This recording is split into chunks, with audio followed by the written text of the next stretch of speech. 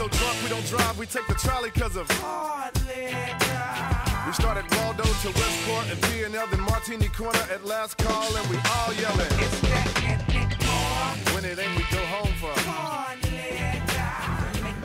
Hi, and welcome to another edition of Bananas and Blasphemy. That's right, also known as Words with Me, Frank Dertolls. It's 2011, folks, and what are we going to talk about today? Same old, same old. I'm just going to rant for a bit and see what the fuck's up. So anyway, today I'd like to talk about a little show that's been canceled for quite a while. It's probably one of the best shows on between 2003 and 2006, and I know exactly what you guys are thinking, because there's only one great show between 2003, 2005, 6, in that area that was canceled way before its time. I bet he's talking about Arrested Development. That was a great show between 2003 and 2006, and it got canceled way before its time. I love that show. Michael Cera is awesome. No, not Arrested Development. Ugh. What, Soap 2003? Come on, didn't we see that already? Soap was awesome. Plus, I mean, Michael Cera, like, having more than 6 minutes each episode is just like death to me. Should have been talking about Arrested Development, man. I'm turning this webcam thing off. I mean, god damn it. Fucking shit. And that show is Veronica Mars! So yeah, Veronica Mars, that's what we're talking about today. And why you should watch it. Well, first off, it's on Netflix Instant Stream. What does that mean? Well, if you have a Netflix account, and for those of you that aren't up to date with the 2011, internet rules, you should have a Netflix account. So go into your most popular search engines, Google, Bing, Yahoo, Lago Vista, Lagos. That shit's still around? I don't know. Remember Excite? Whew, that was a search engine for its time. Time of slowness in GeoCities. Just thinking about Veronica Mars, guys. So go watch it. For Veronica, who's a female detective. Let me say that again. Female detective. Now, you probably don't know me, but I love me some detective shows. Most detective shows star sort of middle-aged or aging old men. Think Father Dowlery Mysteries. God rest his soul. He just died a few months ago. It's the, guy from Happy Days. So most of the time it's an old man or sort of middle-aged guy who's detecting around, sleutherometry. This show is about a young girl who's a detective. Her dad's a middle-aged old man who's also a detective, so the show does get its quota filled. That's not all it gets filled.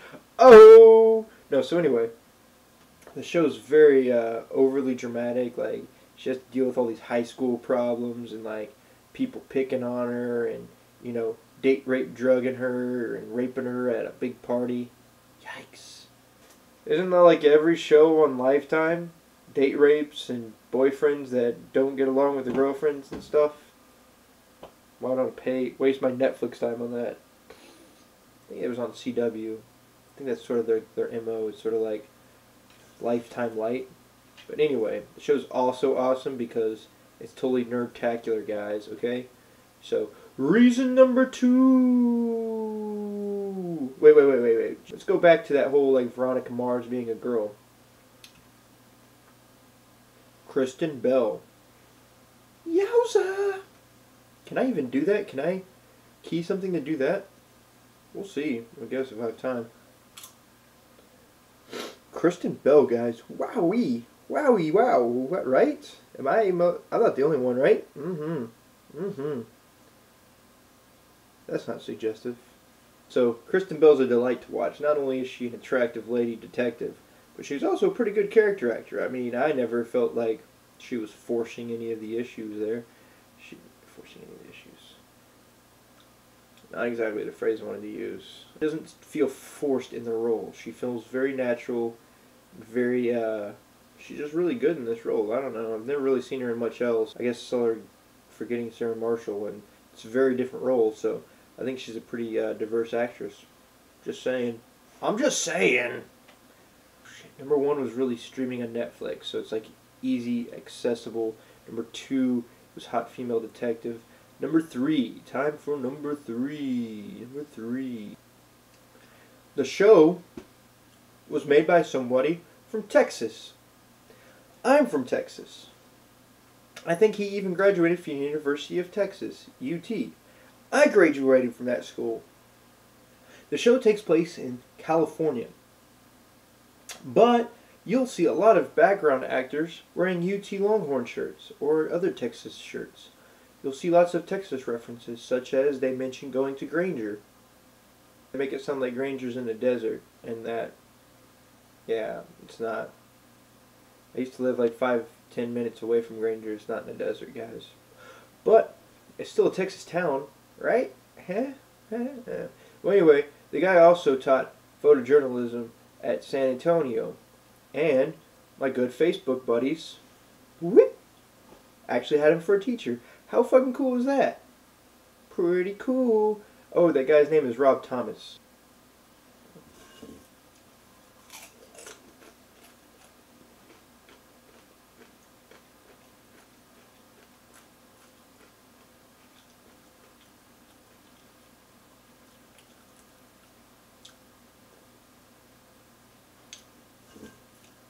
Oh, did I mention that they also say Batman and Battlestar Galactica in the same sentence at one time?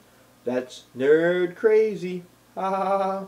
Also, it seems like most people I talk to look down on this show. And that, Tootie, is a fact of life.